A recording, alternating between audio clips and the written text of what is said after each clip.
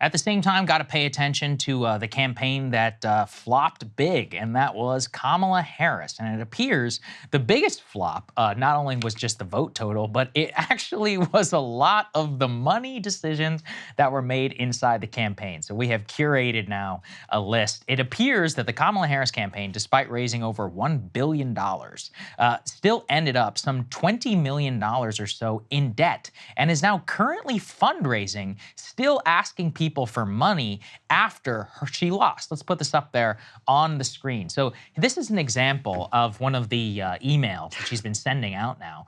She says, first and foremost, we want to acknowledge the fear, the confusion, the sadness many of you are feeling at this moment. For others, you may be looking for something meaningful and important to channel your emotions. If that's you, then we're asking you to make a donation to the Democratic Party today. Here's why this is important. As you read this, there are U.S. Senate and House races that are too close to call or within the margin of recounts. They all need your help to get across the finish line. So can you please rush a contribution to the Harris Fight Fund program today? Does anyone want to name like a high-profile race other than Pennsylvania that's not in recount territory? That's right. So this is a grift. Let's all be honest. Let's put this up there on the screen from Newsweek. It appears that there is a significant amount of debt within the Harris-Walz campaign, enough so, possibly up to the sum of some $20 million. And people are starting to ask major questions about how some of that got spent.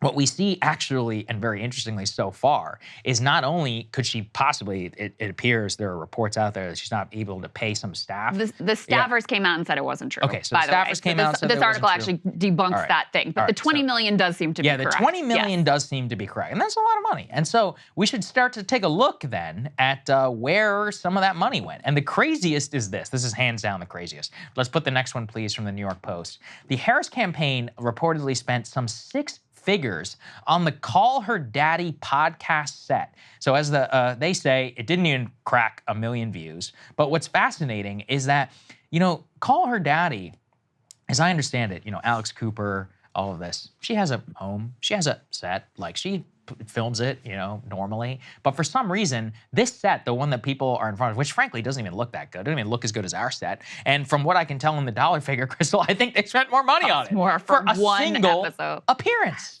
Honestly, a single appearance. Insane. That is astounding. It's like this one expenditure obviously is not responsible for the Harris law, but it really displays a stunning lack of understanding of what matters in the new media space too. Like, no one is showing up for your friggin' aesthetics. Yes. I mean, it's not, we have a great set, we're proud of it. We're proud that you guys helped us build it. It looks great, it helps us attract bigger guests, whatever. Especially on a podcast like Call Her Daddy, the aesthetics are really not the important part. So it just also displays this lack of really understanding of the space. But the other thing that disgusts me with this is, Kamala had her big money backers, no doubt about it. A lot of these donations didn't come from big money backers. They came from regular people. You wasted their money to pay Oprah $1 million. You took regular working people's money and you siphoned it to Oprah Winfrey and Beyonce and Katy Perry and these other celebrity stars. That's disgusting. That is utterly grotesque. It's one more reason why you really should have public funding of elections. It should not be this constant emotional manipulation of the public, begging them for dollars to go fund another, an Oprah Winfrey show and a Beyonce speech where she doesn't even perform. The whole situation is completely grotesque to me. And then the other thing I would say, obviously, the money really didn't matter. At the end of the day, it really didn't matter. Yeah, it didn't matter at all. You can argue, I think the best case you could say is in the battleground states, she actually performed better than she did in the non-battleground states, meaning that, the ads that were played and the field program that was run were at least somewhat consequential in terms of narrowing the gap. Obviously, not enough. But the money really wasn't a thing. And if Democrats are going to get serious about winning again, which I doubt they will, but maybe, you never know, they need to throw the whole of their big donor class overboard. They need, everybody talks about Sister Soldier moments with the left or what. No. the whole party has been like nothing but a series of Sister Soldier moments with the left for decades now. You need to have a Sister Soldier moment with the donor class because you don't even need their money. Their money is actually a hindrance. And it just leads to grotesque expenditures like $1 million to an already, like, Oprah Winfrey is a billionaire. She did not need regular people's $1 million. And what does it say about her that she needed to be paid to come out? And what does it say about you that she needed to be paid to come out and endorse and back your candidacy? Just disgusting. It's just so emblematic of what is deeply wrong at the core of this party's ideology. Yeah, and well, we'll continue within that. Let's go to the next part, because this is honestly the craziest one, is that it appears that Kamala Harris paid Oprah Winfrey $1 million during the failed campaign. What's even crazier is it wasn't just Oprah. It includes people like Katy Perry, Lady Gaga, Ricky Martin. There was almost $10 million that were spent behind this, many of which actually did go into the pockets of these event management companies and the stars. Now, here's how naive I am. I am a very cynical guy. Can I think everybody agree with that? All the people who've been watching for years. I genuinely did not know that celebs get paid for endorsements. I didn't either. I was like, listen, they believe in the cause. Yeah, they show up. You do a concert. Like, that's what I thought was going on here too. If I was a billionaire and I was Oprah, right? You know, like it's one thing. Like, okay, you donate money to the campaign. If anything, it should be the other way, right? Of course. You should be giving money to the campaign because they're like, look, she's something I believe in, all of this. Oh, all you want is my time. I'm famous. You want me to come and speak? Okay, cool. Yeah, I could do that. Yeah, honestly, I would do that now, you know, if I was in a position of where, but to shake you down for $1 million, that's crazy. Insane. And then Katy Perry, apparently they also had to drop, I can't, Alanis Morissette, right? Alanis Morissette. I don't know how to say her name. Alanis. Sorry, I'm a boomer. I don't even know who this lady is. That's the opposite of being a boomer. Okay. I'm old enough to remember when she was cool. Okay, got it. So I don't even know who this woman is, but whoever she is, they didn't have the money to pay her. And I was like, wait, why? Like, why is she getting paid? She should just show up. It's like, you don't need to be compensated for your time. Like, to me, that's crazy. So anyways, I don't know how all that is going down, but yeah, that was the wildest one. There's one more too that we can put up on the screen. They spent $500,000 a day to pay for the like Vegas Sphere thing, which is, who did this persuade? Like, really, who did this persuade? And I saw someone who said, you know, this is the perfect emblem of a campaign that had all the money in the world and no ideas.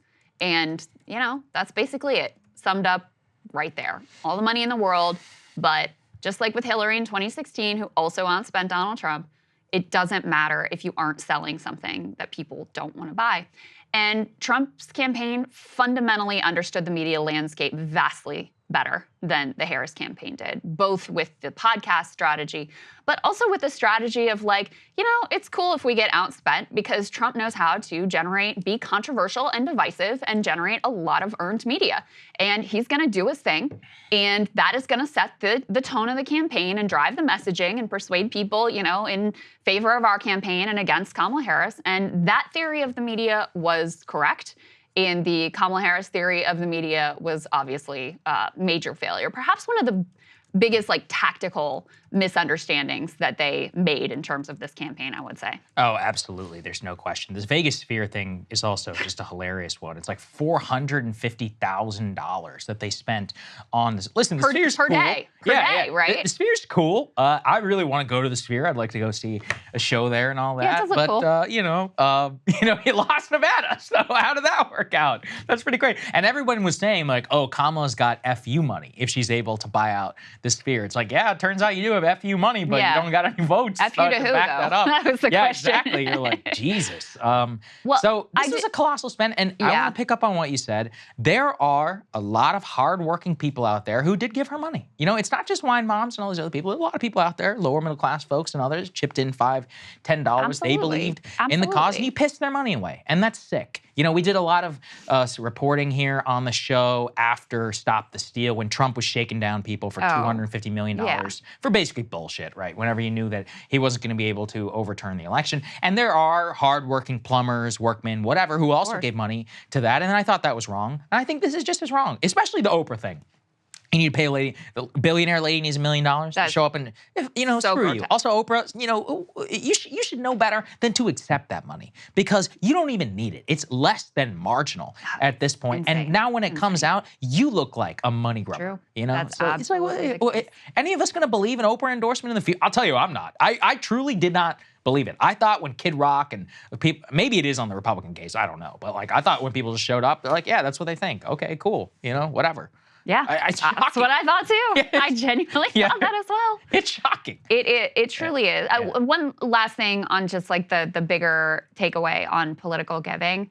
Money matters a lot in politics, but the lower you go down the ballot, the more it matters. So if you want to give political donations to, you know, candidates and causes that you believe in, the place where you're going to have the biggest impact is at the lowest. So like, you know, your local school board or city council or your state rep or even your state senator, you know, all the way up to like members of the House, right? It really makes a difference there. In fact, the fact that Democrats significantly outspent Republicans, both at the House and the Senate level, is probably part of the reason why they were able to stem some of the losses at those levels and perform better than they did at the top of the ticket, because the money just matters more there, where you have less media saturation. So in any case, if you're a person out there who does political giving, don't give to the top of the ticket. Like, it's honestly a waste of your money. It's a waste of your money. Yeah, absolutely. That's such a good point. Especially with earned media, that's the most important. You know, they have plenty of rich people who are going to give them, you know, I mean, Miriam Adelson gave Trump $100 million. Like, Kamala had her big donors as well. They're going to have the money that they need. So just don't give to the presidential level. It's right. Because of this. Because of this. Hey, if you like that video, hit the like button or leave a comment below. It really helps get the show to more people. And if you'd like to get the full show ad-free and in your inbox every morning, you can sign up at breakingpoints.com. That's right. Get the full show, help support the future of independent media at breakingpoints.com.